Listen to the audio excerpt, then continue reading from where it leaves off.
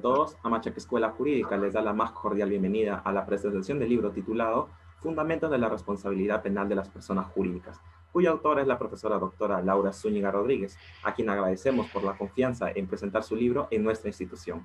La profesora es catedrática de Derecho Penal en la Universidad de Salamanca, en España, es doctora en Derecho por la misma casa de estudios, ha realizado investigaciones en las universidades de Friburgo, en Suiza y Alemania. También es autora de libros y artículos de derecho penal publicados en nuestro país, Latinoamérica y en España.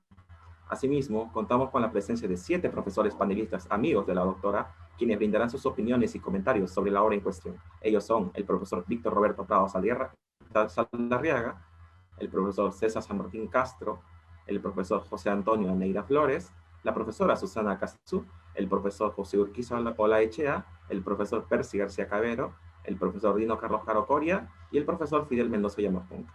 Todos ellos destacados profesores a nivel nacional, quienes disertarán el tema de la responsabilidad penal de las personas jurídicas. Ellos contarán con un tiempo de 12 minutos para brindar sus apreciaciones sobre la obra en cuestión. Sin mayores preámbulos, le cedemos el paso a la profesora doctora Laura Zúñiga Rodríguez, quien empezará con unas palabras de inicio. Sí, muy buenas tardes, bueno, buenos días en Perú, buenas tardes desde España. Es un grato honor y satisfacción estar esta tarde conectándome a partir de la gran iniciativa del grupo de estudiantes de Amachac, que son estudiantes de Derecho Penal de la Universidad de San Marcos, tutelados especialmente por el profesor Prado Saldarriaga, que se nota que ha sembrado ahí el interés por el derecho penal, ¿no? A mí mis colegas españoles siempre me preguntan qué pasa, por qué hay tanto interés por el derecho penal.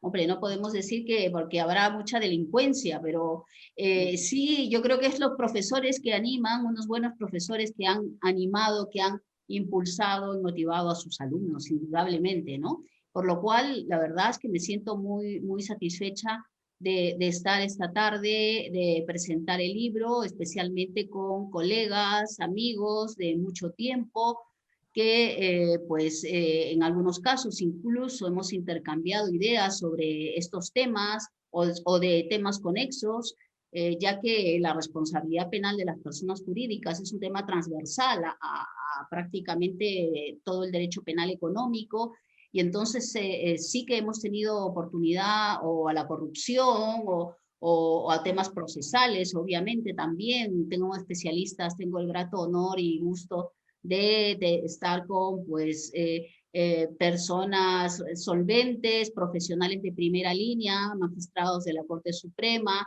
La verdad es que me siento muy agradecida a esta oportunidad de mis amigos y colegas, que espero que no sean tan amigos y me digan todas las verdades sobre el libro, porque de la crítica y de lo cuestionamiento y de la dialéctica es cuando se aprende realmente.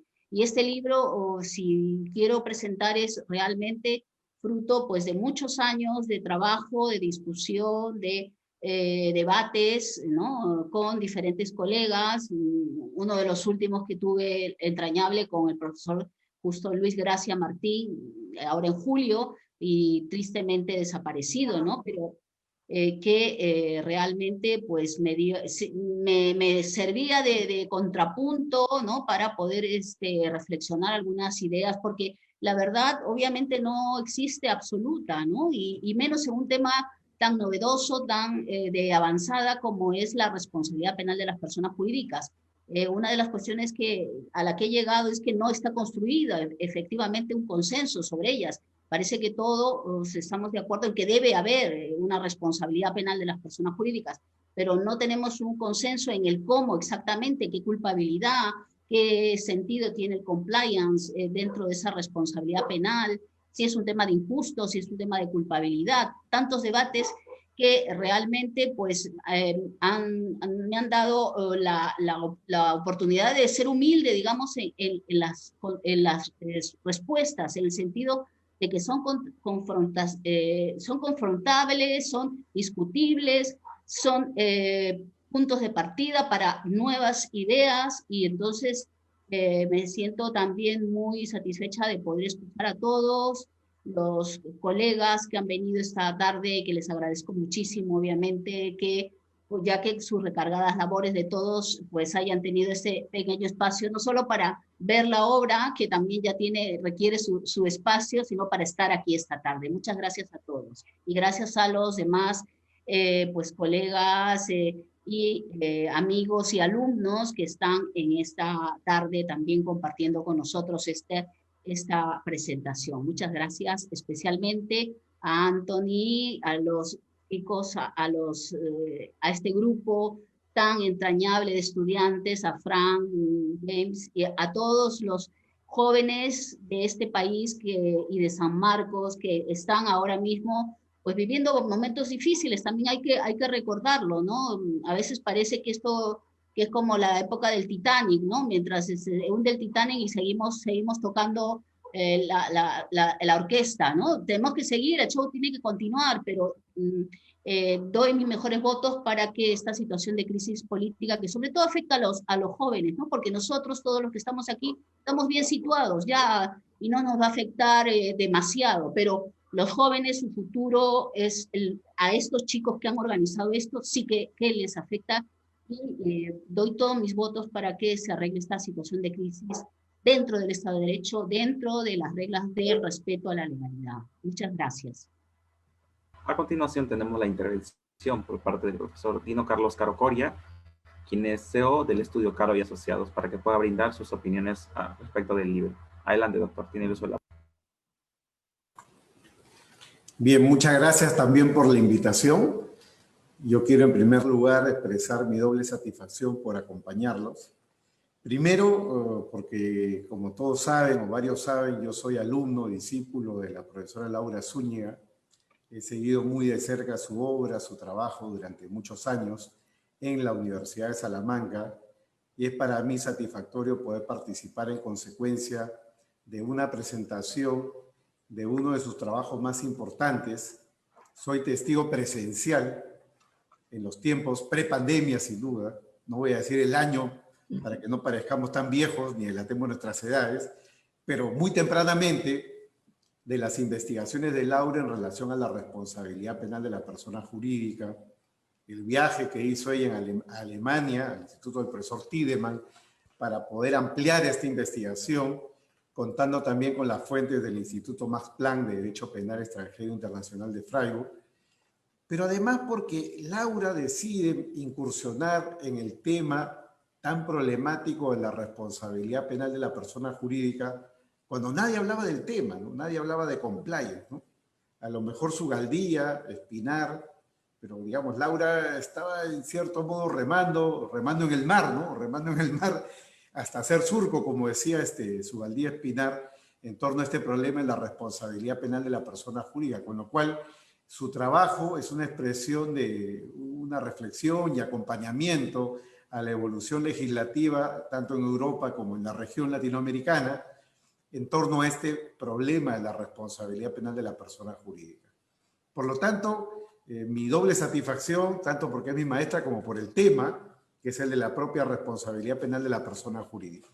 Se han dicho ya varias cosas, yo quiero anotar 3 asuntos centrales que la obra de Laura despierta para la discusión posterior, ¿no? Primero, creo que el planteamiento que ella nos trae en torno a esta discusión entre auto y heteroresponsabilidad es una discusión que todavía se encuentra abierta, ¿no? Si nosotros vemos y tomamos en cuenta de que este es un modelo que es propio de la creación de los sistemas anglosajones, al momento en el cual se empieza a imponer en la Europa continental, el modelo romano-germánico, la dogmática que nosotros manejamos, claro, entonces no hay una calzatura, ¿no? Desde no ponernos de acuerdo dónde ubicamos sistemáticamente el compliance, si el compliance tiene un aspecto solo de derecho penal, y si es así, en el ámbito de la tipicidad o en el ámbito de la culpabilidad, o si acaso el compliance, sobre todo por lo que significa las actividades postdelictivas, tiene más bien aspectos de derecho procesal o incluso aspectos premiales. Es algo que en definitiva está muy lejos de estar claro. Está bastante lejos de estar claro e incluso en la propia discusión dogmática, ahí mi colega Percy García podrá dar sus propios aportes, pero claro, él tiene una formación muy catalana, muy española, alemana, tiene una concepción muy proclive a la autorresponsabilidad que no necesariamente coincide con la de su maestro, ¿no? El profesor Silva Sánchez cree más bien de que hay una, digamos, la persona jurídica responde penalmente, otra cosa es que la persona jurídica delinca, ¿no? Muy en la línea, muy parecido a la línea de lo que defendía el desaparecido profesor Santiago Mir Puig, ¿no? Yo recuerdo una vez en un seminario en Barcelona, el profesor Mir Puig iba leyendo línea por línea, ¿no? La reforma española del 2015, ¿no? Y decía, la persona jurídica responde penalmente, no es que, ¿dónde dice que delinque, ¿no? Casi, digamos, refugiado en el literalismo. Claro, la concepción normativa de esta forma de responsabilidad penal de la persona jurídica nos ha permitido avanzar a construcciones que son están absolutamente desligadas de la imputación netamente individual, ¿no? Y el mejor esfuerzo, claro, acá en Perú está expresado evidentemente por la obra de Percy García, también por la obra de la profesora Laura Zúñiga, sin duda, y en el caso de España, pues hay que citar al profesor Carlos Gómez Jara Díez, ¿no? Quien ha realizado una construcción casi, digamos, que uno podría hacer una comparación entre lo que es un sistema de imputación individual versus un sistema de imputación a la persona jurídica. Menciono esto solo de manera muy referencial por lo siguiente. Creo que sigue abierta la discusión, porque quienes postulan un modelo de autorresponsabilidad no pueden renunciar al individuo, no pueden renunciar a la persona natural. Llamémoslo antecedente, prerequisito, hecho de conexión, presupuesto, como se le quiera llamar, pero no se puede renunciar al individuo. El delito de corrupción o el delito de cohecho o el delito de lavado lo tiene que cometer un individuo, un núcleo de autores, evidentemente. Y esa es la herencia del modelo de la heteroresponsabilidad, que es el modelo inglés, el modelo americano. No se puede renunciar al individuo.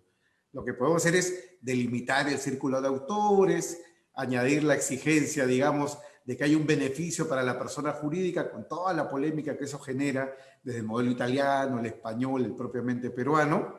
Y claro, cuando llegamos ya a la propia persona jurídica, entramos ya al mundo de las medidas de prevención, al terreno del compliance, ¿no? Creo que estamos lejos de poder tener un acuerdo, poder, digamos, encontrar una línea común en torno a esta cuestión de la heteroresponsabilidad, ¿no? Yo por ello termino esta parte simplemente indicando los aportes de Héctor Hernández Basualto. Yo recuerdo cuando discutíamos con él hace 7 u 8 años acá en Lima, en la maestría de Derecho Penal de la Católica, él decía, nuestro modelo es un modelo de heteroresponsabilidad atenuada, ¿no? O autorresponsabilidad atenuada, como se le quiera llamar, ¿no? Justamente por esto que estoy mencionando, el tema de la renuncia al individuo, ¿no? Digamos, la persona jurídica al final del día puede responder o tiene responsabilidad o es responsable, como querramos verlo, siempre en función de algo que ha tenido que hacer o dejar de hacer un individuo. Por lo tanto, creo que ahí está servida y sigue servida la discusión. Segunda cuestión que me despierta el libro de Laura, evidentemente el tema del compliance, ¿no? La realidad es que el compliance hoy en día es una vertiente, digamos, una figura en expansión básicamente en el terreno de las grandes empresas. Solo las grandes empresas tienen plata para hacer compliance. Compliance cuesta dinero. Las empresas no nacen para hacer compliance. Las empresas nacen para hacer negocios, ¿no? Muy distinto es cuando hablamos evidentemente del public compliance o compliance público. El Poder Judicial es una de las entidades públicas que está dando paso a certificar la ISO 37001 en varias cortes, ¿no? Esto es algo que seguramente llevado a Europa o llevado a los Estados Unidos es raro y es extraño, ¿no? Que el sistema estatal haga compliance, ¿no? Claro, y esto tiene que ver con, evidentemente, los problemas que tenemos en la región de falta de cultura de la legalidad, ¿no? Si hay un corruptor, hay un corrompido, por lo tanto ambos tienen que hacer compliance, tanto el privado como el público. Claro, pero mientras el sector público se apoya o se soporta, digamos, en sus propias estructuras, en el ámbito del sector privado esto es un costo, ¿no? Llegado, por lo tanto, a las medianas o pequeñas empresas no hay mucho que decir. Y lo menciono por lo siguiente, porque el reglamento del artículo 17.1 de la ley, que es el Decreto Supremo 002-2019 de Justicia, es un reglamento que curiosamente renuncia a regular lo que tenía que regular. Porque si la ley decía que básicamente para el caso de las medianas, pequeñas empresas o microempresas en Perú, las MIPYME, el reglamento debía de dar algunas luces. El reglamento lo que es lavarse las manos y derivarle una norma de PRODUCE, del Ministerio de la Producción, que hasta el día de hoy no se emite. Llevamos consecuentemente 3 años con compliance, 18, 19, 20, de que está vigente la ley, pero no hay la regulación para las MIPYME. Bien ha mencionado Susana que el día de hoy se ha publicado en el Diario Oficial del Peruano la resolución, ¿no?, que pone, digamos, a consideración de la ciudadanía para opinión los lineamientos sobre los modelos de prevención de la SMB. Ya la SMB ha colgado, ¿no?, durante la mañana este documento de 46 páginas que está ya en su página web, donde ya tiene una sección pensada justamente en las MIPYME, cómo el compliance debe de ser un poco más blando, mucho más barato y cómo debe de aterrizar ahí. Y eso evidentemente se conecta con una gran discusión dogmática, ¿no? Las medianas, pequeñas y microempresas deben de hacer compliance con qué límite, ¿no? O incluso en qué casos este tipo de personas jurídicas como una EIRL, donde así como Luis XIV decía, el Estado soy yo, el empresario dice, la empresa soy yo soy la empresa. No hay una suficiente evolución corporativa, una suficiente estructura corporativa detrás, lo que podría llevar a considerar, así como hay menores de edad fuera el derecho penal, a esta persona jurídica fuera el derecho penal. Pero claro, tenemos nosotros una ley que dice que el menor de edad lo es hasta los 18, hay imputabilidad restringida de 18 a 21 y a partir de 21 full responsabilidad, ¿no? Pero claro, el tema de seguridad jurídica son las que llevan o conllevan este tipo de discusiones, ¿no? Porque el planteamiento originario, digamos, por lo menos en la discusión española de Carlos Gómez Jaradíez, ¿no?, excluir a las empresas pequeñas que no tienen suficiente madurez, pero claro, siempre con la discusión sobre los límites que debe de despertar para estos efectos la seguridad jurídica. El compliance se vende siempre como tailor-made, ¿no? Y yo quiero añadir un punto para la discusión que está poco explotado. El tailor-made o el traje a la medida, que implica para mí básicamente una construcción legal de auditoría corporativa. Y en la parte corporativa, yo creo que los penalistas tenemos todavía muchas cosas que aportar, ¿no? Sobre todo partiendo de la criminología corporativa, que es la primera parte del libro de Laura, por cierto, donde, como dice Javier Cibuela Solá, entran a tallar todos los sesgos cognitivos corporativos, ¿no? Por ejemplo, ¿no?, una empresa poderosa, no voy a poner nombres por respeto a los casos que todavía se están juzgando, una empresa poderosa que siente que nunca la van a juzgar, ¿no? Y genera una cultura interna de cumplimiento sin cumplimiento, es decir, el cumplimiento, ¿no?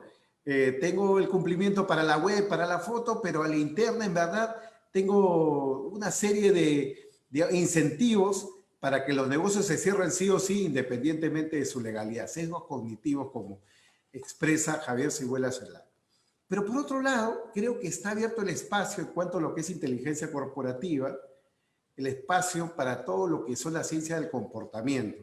Y esto es algo escasamente explotado. Yo que trabajo un poquito en compliance en los últimos tiempos, escasamente explotado por las consultorías, ¿no?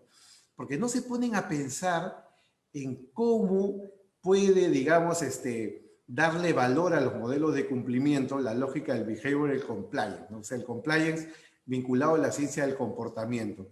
Hay muchas investigaciones empíricas en torno, por ejemplo, a cómo puede mejorarse un sistema de cumplimiento tomando en consideración estos aportes de la ciencia del comportamiento. Por ejemplo, desde la creación de las propias normas de autorregulación, la difusión o la capacitación de estas normas de autorregulación, hasta aterrizando en los propios procesos, ¿no? Por ejemplo, ¿no?, yo recuerdo mucho los fallos del sistema anticorrupción tan valioso que dicen, ¿no?, uno de los indicios, ¿no?, de corrupción es la velocidad de un determinado negocio, ¿no? O sea, ahí cuando el funcionario público y el privado están apurados para gatillar los pagos o cerrar el negocio, ese puede ser considerado un indicio de corrupción.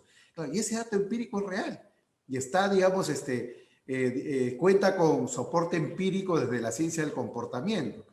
Eso en el compliance se puede traducir, por ejemplo, en la necesidad de software que te permitan alargar el proceso.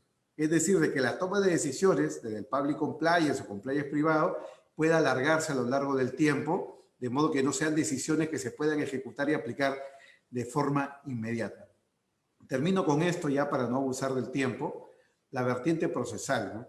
Y es una invitación a mi maestra y a todos mis amigos penalistas. No podemos evitar la parte procesal. Los penalistas, y especialmente en España, hemos sido formados mucho en la lógica, oye, esto es penal, esto es procesal, ¿no? Creo que en los últimos tiempos eso se está rompiendo, ¿no?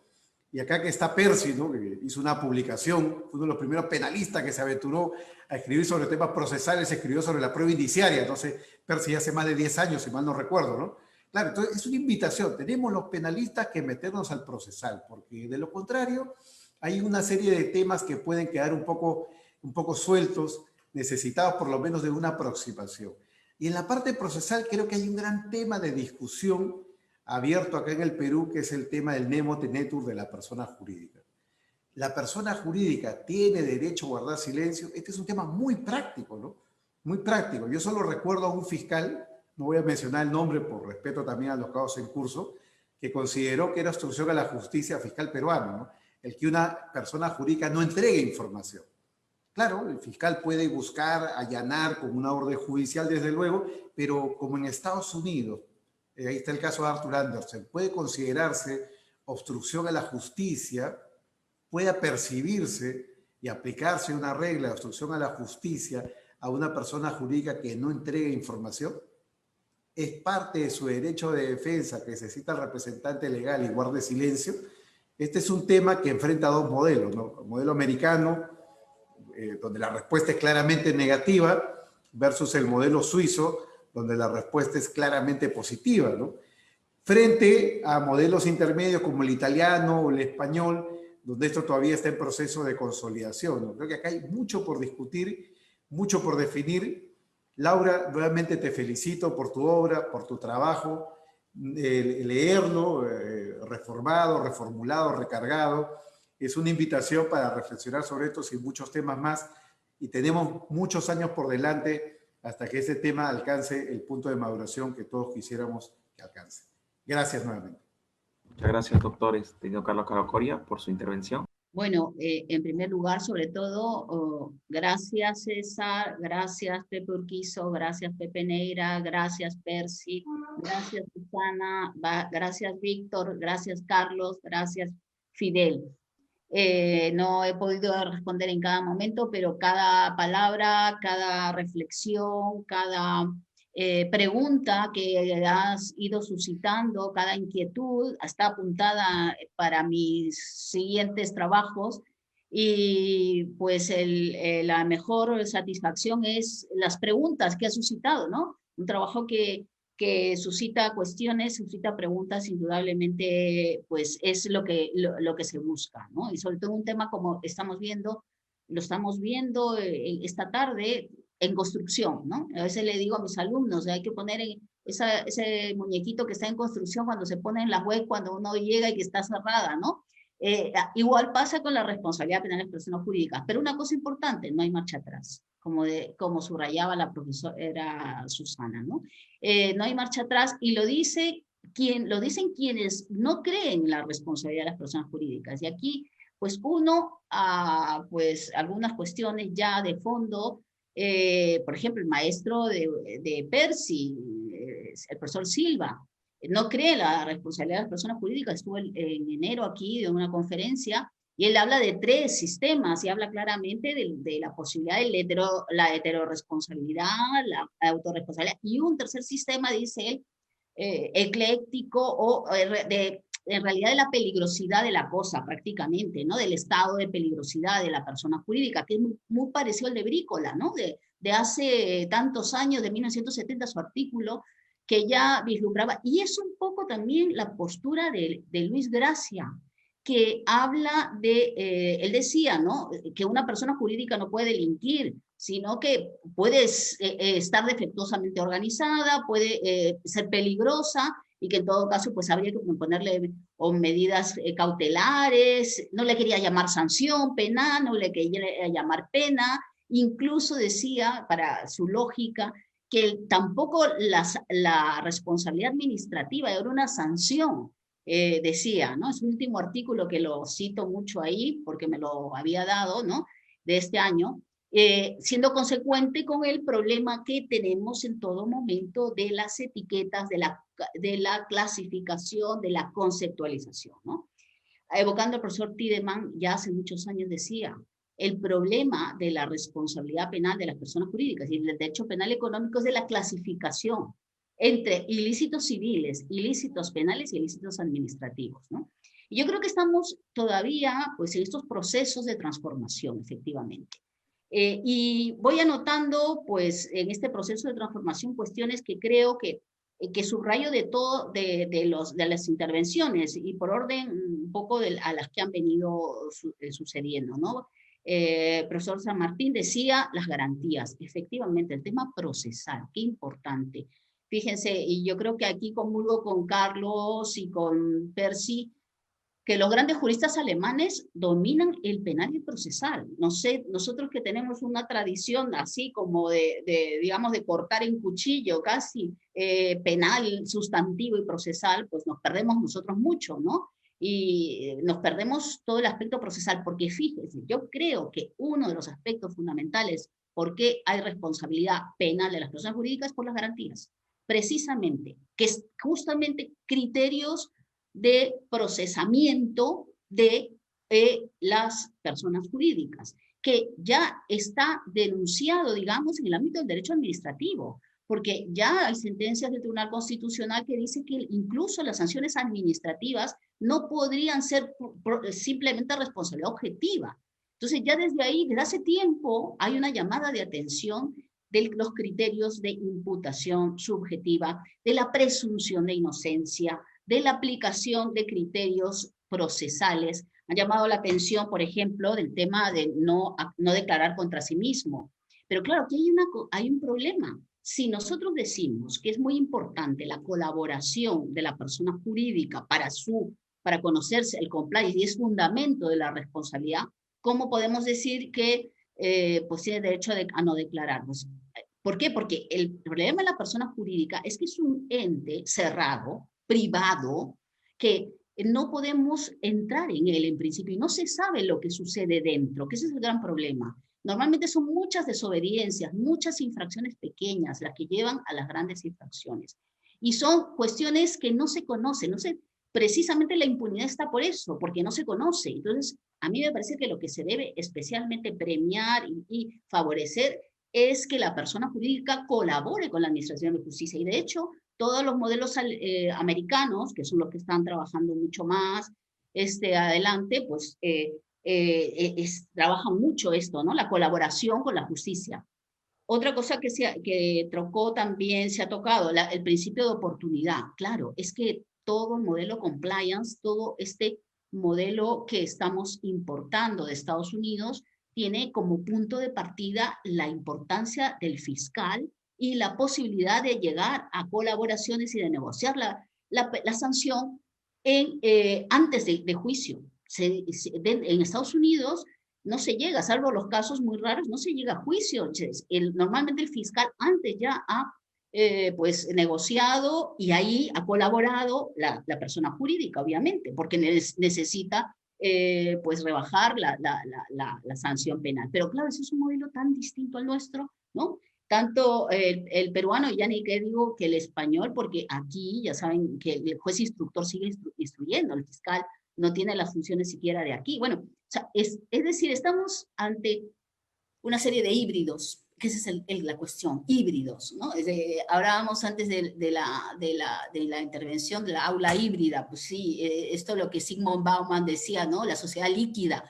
El problema es que esas demandas internacionales que se ha hecho especialmente Víctor Prado, que ha favorecido el blanqueo de capitales y los modelos que tenemos, la OCDE demandando responsabilidad a las personas jurídicas, todo eso nos ha movido a acercar modelos que son muy distintos, el modelo europeo y el modelo americano, que son tan distintos, y gracias a la transnacionalidad, a la globalización, que la lex mercatoria, que las grandes transnacionales, como decía Carlos, son las grandes transnacionales están obligadas para negociar a tener pues una serie de criterios comunes. Eso, siempre la economía, bueno, eso es muy marxista, ¿no? La economía es la que ha dinamizado los cambios sociales, ¿no? Y aquí también, o sea, primero está el compliance y luego está el derecho. De hecho, hay países donde el compliance es muy importante y no hay responsabilidad de las personas jurídicas directamente, ¿no? Entonces, hay una serie de cuestiones que están por resolver, ¿no? Cuestiones que están por resolver que yo creo que son importantes. Pepe Urquizo recordaba especialmente a Sutherland, ¿no? Y cómo efectivamente si lo que queremos es acabar con la impunidad que existe, con la creación de personas jurídicas y la posibilidad también del aspecto psicológico, digamos, de que se ha hablado también, de que pues las personas se sienten cubiertas con el manto de la persona jurídica. Teníamos el levantamiento del velo, pero eso no es suficiente, hemos visto, no es suficiente, sobre todo cuando se institucionaliza una empresa, ¿no? Cuando hay unas instituciones más allá de las personas individuales, que esto es muy del AMPE, ¿no? Saben mucho que yo sigo mucho esa construcción de la corporación y por eso pues estoy de acuerdo con lo que decía Percy en el sentido de que nosotros creo que somos muy pocos los que estamos a favor de construir un injusto corporativo, una responsabilidad directa a la persona jurídica. Mi maestro, en este caso el profesor Tiedemann, no estaba de acuerdo con una responsabilidad directa, él hablaba de criterios de conexión.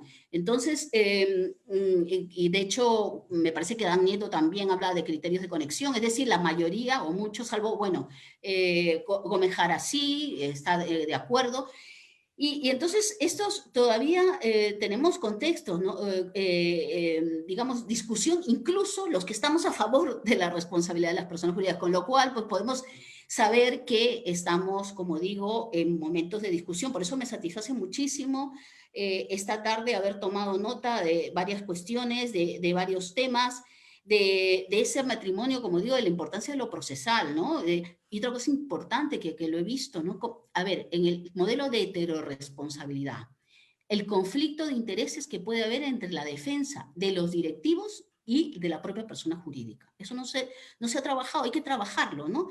Un día lo estaba discutiendo con una procesalista, Ana Neira, que es una profesora de aquí que ha trabajado muy bien. Claro, hay casos en que puede haber un conflicto de intereses, incluso, ¿no? Tendría que haber defensas distintas. Todos estos temas todavía están en construcción. En este sentido, pues yo creo que hay que avanzar. Yo con la misma línea que plantea Percy en la construcción de un modelo de responsabilidad directa a la persona jurídica, pese a todas las dificultades, porque resulta mucho más idóneo, porque necesariamente creemos en que se trata de una responsabilidad del ente, ¿no? Del ente, quizás cuando se institucionalice, quizás como dice Carlos Caro, si una pequeña empresa no es una institución separada, totalmente institucionalizada respecto a las personas individuales, no hablamos de responsabilidad quizás, pero sí cuando hablamos de estructuras complejas y cuando hablamos de grandes transnacionales y cuando hablamos de grandes empresas o cuando hablamos de partidos políticos, porque claro, siempre pensamos solo en las personas, empresas, pero hoy en día los partidos políticos son uno de las ONGs, los sindicatos, las universidades, que no quiero nombrar bichos que ya saben ustedes que está por ahí rondando, son lugares que también pueden servir para cometer delitos y también son personas jurídicas y también podemos hablar de responsabilidad de personas jurídicas de las universidades, ¿por qué no? Es decir, es un mundo tan grande y tan complejo que no lo puede abarcar solo una persona. Por eso he dejado varios temas para otras pues para que me toquen el relevo, como Percy, que dice que va a seguir trabajando eso y me encanta la idea, ¿no? Efectivamente, yo trato de llegar y llego a la diligencia de vida organizacional, ¿no? Porque como fundamento encuentro la convergencia, yo les decía, ¿no? Esa convergencia cuando uno ve el aspecto internacional, ¿no? De los diferentes modelos. La convergencia de varios conceptos muy próximos. La imputación objetiva, el dolo cognitivo, la imprudencia y lo que los americanos, y ya a nivel internacional se está trabajando mucho, la due diligence, que es diligencia, organización, o sea, debida diligencia, la debida diligencia. Poner el acento en la debida diligencia, pero no la debida diligencia desde el punto de vista solo de una persona, ¿no? Sino desde la organización. Ahora, claro, el gran problema que obviamente existe y que no tiene pues los delitos clásicos es que la persona jurídica no se toca, ¿no?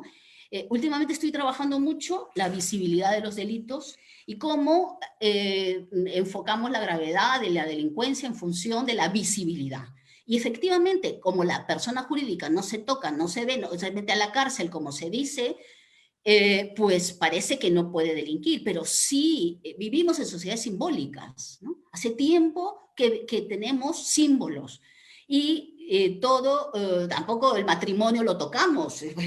Yo se lo comentaba a alguien, ¿no? Y el dinero mismo, ¿por qué este papel vale tanto? Pues las personas jurídicas también no las tocas, pero existen en el sentido de que son socialmente construidas y tienen un valor y una unidad de imputación, digamos, que lo puede tener. Y ya, como digo, efectivamente se ha ido desarrollando esta cuestión, ¿no? Y en ese avance que plantea Percy finalmente, pues de el dolo, la imputación subjetiva necesaria en este modelo de autorresponsabilidad, efectivamente, dolo cognitivo, hay varios modelos que pueden ser interesantes. Fíjense que incluso el dolo en las personas individuales nunca se puede probar totalmente.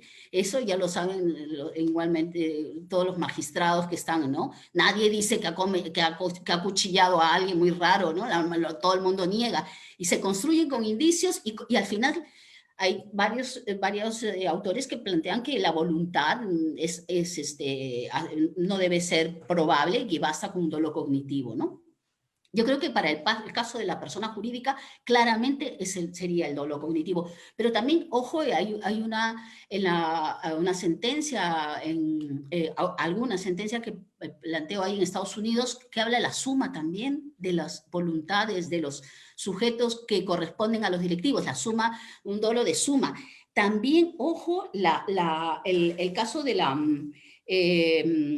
la ignorancia deliberada, ojo, otra cuestión también, o sea, que dentro de ahí digo, yo paso, yo me hago el tonto, yo no, la ignorancia deliberada también ha sido fundamento de imputación subjetiva de la responsabilidad en algunos casos, en unos casos de jurisprudencia en Estados Unidos, ¿no? Entonces, todo esto yo creo que tenemos que irlo tomando dentro de nuestro modelo. El problema es que, y eso es el problema que tengo con mis colegas que están en contra, por ejemplo, mi querido amigo Eduardo Demetrio, con el que discuto cada cierto tiempo, hace una semana, y ya hemos llegado a un punto que, por ejemplo, pues muy mal está que el Código Penal haya implantado un artículo en la parte general, ¿no? Aquí merecía, a mi parecer, y eso tendría que ver con las garantías también, sería bueno que haya una responsabilidad, una ley propia, ley distinta, como pasa con los italianos. El modelo italiano al final es el más exitoso en el sentido que tiene detallado, ya da igual que llame administrativa penal, pero si lo importante son los criterios, si lo importante son las garantías, si lo importante es cómo decirle al juez cómo va a castigar, ¿no? Esa infrapunibilidad o déficit de penas que se ha aplicado, las consecuencias accesorias, es porque no ha habido criterios y ahora los tenemos que construir, ¿no? Necesariamente no hay marcha atrás, como se ha dicho varias veces, tenemos que llegar a construir como sea, en el sentido de que no podemos ya negar esa responsabilidad, pero tenemos que construirla ciertamente, científicamente, con criterios racionales. ¿Que son penales? Pues yo creo que sí son penales porque como digo, ¿no? Por un tipo de injusto penal, por una culpabilidad de tipo penal y porque lo impone un juez y una sanción efectiva, proporcionada y disuasoria, pues tiene que ser una pena, ¿no? Una pena que o que si le queremos llamar de otra manera, o cuasi pena o lo que sea, pero siempre con garantías, ¿no? Yo creo que y aquí es la cuestión procesal fundamental, la construcción de esos criterios, cuál es el rango de la presunción de inocencia, de pruebas que tiene que tener, eso va a ser importante, pero tenemos que construirlo, ¿no? Muchas gracias, no quiero ya alargar porque ya se ha alargado bastante, creo que tienen que almorzar todos ya por la hora, me imagino. Así que muchísimas gracias, de verdad, ha sido una tarde maravillosa para mí, tenerlos, verlos, escucharles, tomar apuntes, aprender y gracias por las palabras tributarias de sus halagos que de verdad me hacen seguir trabajando, seguir investigando. Ya sabemos todos que la investigación es algo muy solitaria, no me vuelvo millonaria con este bestseller, ¿no? Entonces, aquí no es el mercado el que me va a satisfacer, sino ustedes, ¿no? O sea, los que leen, los profesores, las preguntas que suscita estos debates, y es eso la mayor satisfacción. Muchas gracias, de verdad. Gracias. Muchas gracias, doctora Laura, por habernos expuesto el contenido de su libro, y esperamos, tanto de la comunidad jurídica peruana, de manera personal, y creo que hablo a nombre de todos los profesores de Perú, poder seguir contando con su contenido académico para enriquecer el debate. Asimismo, agradecemos a todos los profesores panelistas que han estado presentes el día de hoy por habernos brindado un espacio de su tiempo para compartirnos su conocimiento sobre ese interesante tema actual sobre la responsabilidad penal de las personas jurídicas. Laura, felicitaciones, muchas gracias. Felicitaciones. Chao, chao. Hasta luego.